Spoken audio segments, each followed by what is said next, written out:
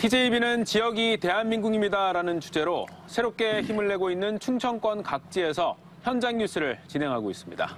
오늘은 금산 인삼광장에서 특집 뉴스를 진행하는데요.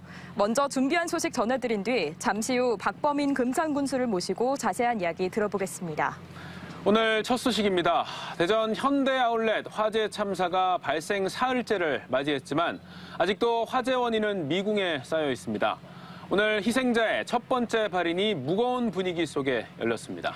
또 현장에선 원인 규명을 위한 두 번째 현장 감식과 경찰의 압수수색이 진행됐습니다. 김철진 기자입니다.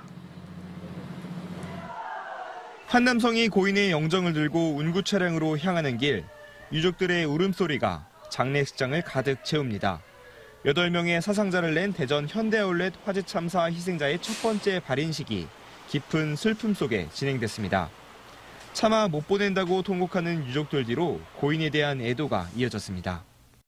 같은 시각 현대아울렛 화재 현장, 지게차 2대가 굉음과 함께 노란 보호천막에 쌓인 물체를 끌어올립니다.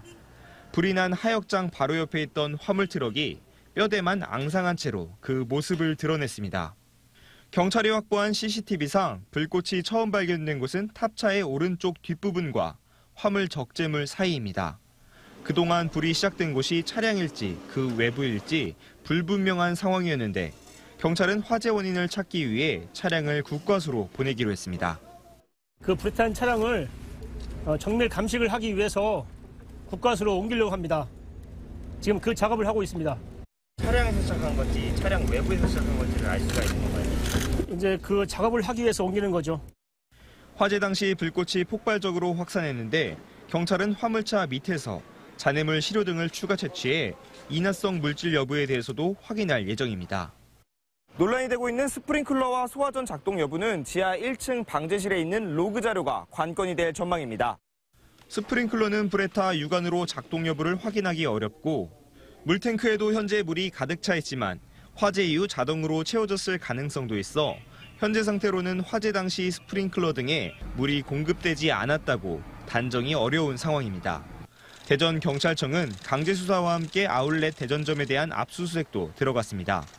방제실 등 소방설비와 안전관리에 관한 각종 자료를 입수해 실제 작동 여부에 대한 기록과 법 위반 여부를 살필 예정입니다. 아직 6명의 희생자들 장례가 끝나지 않은 상황.